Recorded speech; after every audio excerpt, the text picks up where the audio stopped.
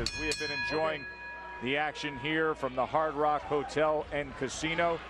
Round number 7 of our main event. Recent middleweight champion of the world, Kelly Pavlik, putting a hurt on the game tough Scott Sigmon. Joe Tessitore, Teddy Atlas, and our NBA analyst and boxing enthusiast who's also been working some of the shows here in Vegas in recent years for Top Rank, Jalen Rose, in town for Manny Pacquiao, Timothy Bradley. Teddy, I thought you gave a great breakdown in our studio segment tonight of the pluses and minuses when you look at Timothy Bradley, talking about his speed, determination, the fact he doesn't know how to lose, but then saying, but being in the middle makes you a good target for a straight left hand. Yeah, that southpaw left hand. You know, I mean, I think part of the hopes for Bradley is, of course, his confidence. Doesn't know how to lose, undefeated, his preparation, his mindset. He's a tough guy. He's been on the floor. He's behaved like a fighter. He's gotten off the floor and kept his title. But I think if the title's going to change, if there's going to be a big upset, it's going to be because of the timing. That Bradley takes advantage of maybe a tumultuous time right now in Manny Pacquiao's life. That maybe some things aren't right mentally. You know, he's had some marital problems. It's been talked about.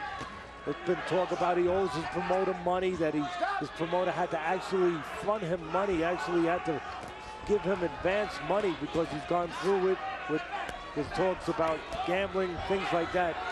Just maybe mentally, he's right for the picking. We're going to find out tomorrow night. And right now, what we're finding out is that Sigmon hasn't won a round, but I think he's won some fans by just showing the kind. I know he's won a fan next to me, and Jalen Rose, just showing this kind of heart, this kind of determination. And on the other side of the ledger, Pavlik, you know, a lot of people are going to say he's not ready for a world title. You know, that he had to take this many rounds with a guy that maybe shouldn't have been in there with him as far as talent. Jay Nady's bringing over the ringside physician to take a look at that battered face of Scott Sigmon.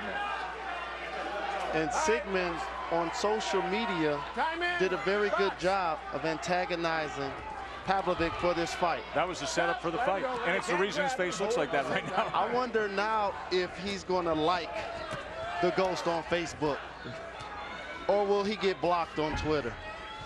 He'll be unfriended, and he'll be Twitter silent for a few days here.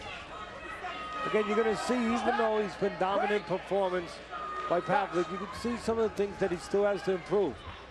You know, there's been times where he's gone straight back, caught a couple shots, times where he's disconnected, defense and offense, not let him flow a little bit. But for the most part, it's been Pavlik. Break!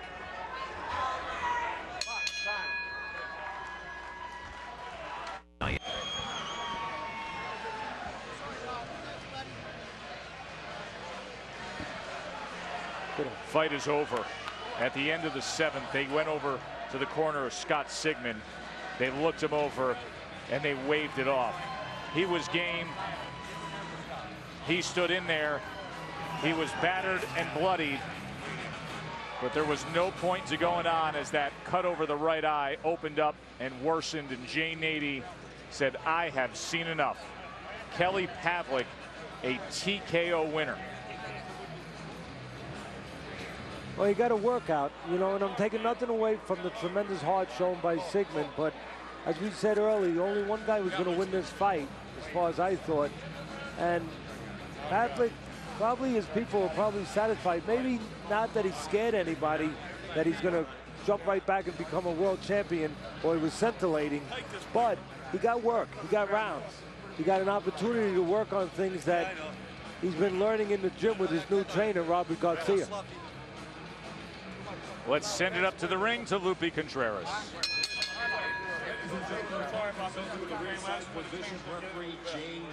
Called the halt for this bout upon the conclusion of round number 7.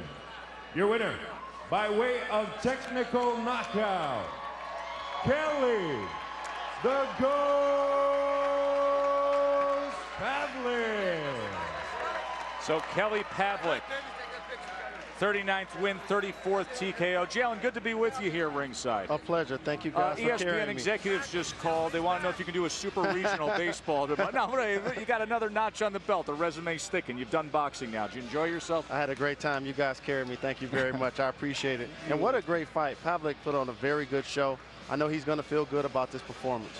Yeah, I think he got the work that he needs. You know, he's been off a little bit. He's been inactive, of course, with some of the problems in his personal life, and he needed rounds. So what do you think is next for him?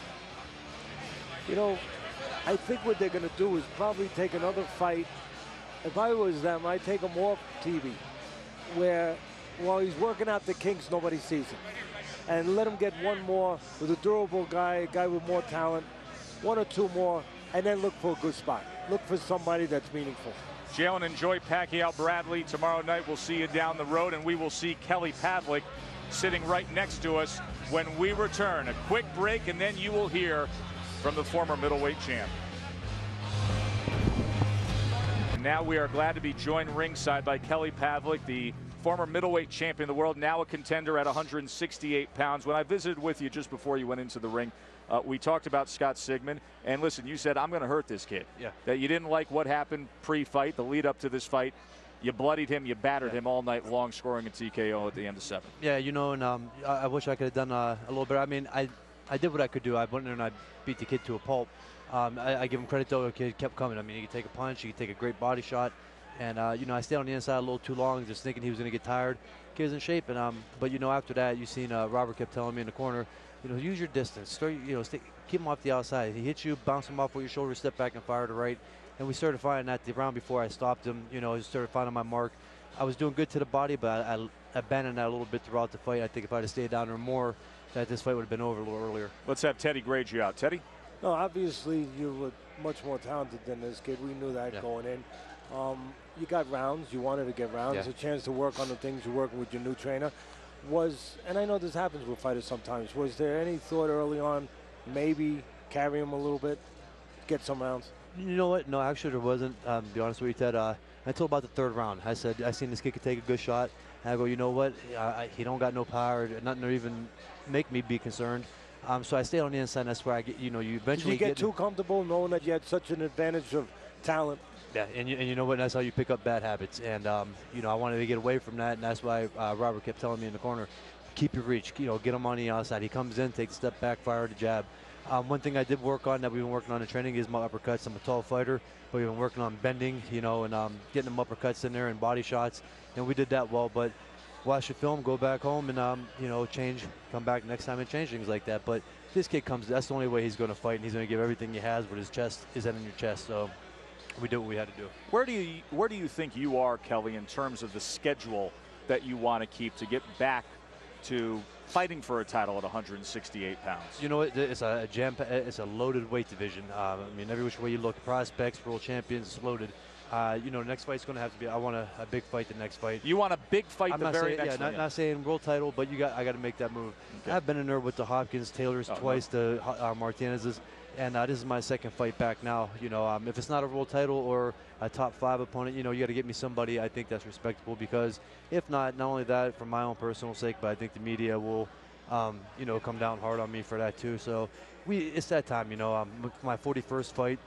Yeah, I don't think there's any more time for these type of tune-ups. I think it's time to make that step. It don't have to be a world title fight, and it don't have to be a top 5 fighter, but it has to be something bigger on a bigger stage. So you feel good physically and mentally. Obviously, you dealt with, you know, the personal issues a year and a half ago, and you feel like you're ready now for that jump to where you were. Yeah, you know, I think I've showed that too. You know, I made that move to come out to Oxnard to get away from my hometown and, you know, to abandon my kids and my wife, you know, for training camp. My daughter, next camp, will be able to come out because she's out of school, but with the kids being in school and everything else, I was out there. So I showed my dedication, and I went home after my fight against Jaco, and I was back out here in Oxnard for, you know, 2 weeks later. So that's showing right there that I want to keep this going. I don't want to miss too much training, and let's get this career back on track and moving on a fast rate. Good for you. Kelly, congratulations. I know you're going to enjoy your Vegas weekend. Take in Pacquiao Bradley with your wife. We look to see you down the road and continuing covering your comeback. Kelly Pavlik, 39th win of his career, 34th knockout, a TKO victory tonight over Scott Sigmon. Next week, we've got Mike Dallas Jr. against Javier Castro. For continuing coverage of Pacquiao Bradley, you can go to ESPN.com as well as SportsCenter throughout the weekend. For Teddy Atlas and Jalen Rose and Bernardo Osuna, I'm Joe Tessitore. Coming up next, it is baseball tonight. Do me a favor, enjoy the rest of your night, everyone.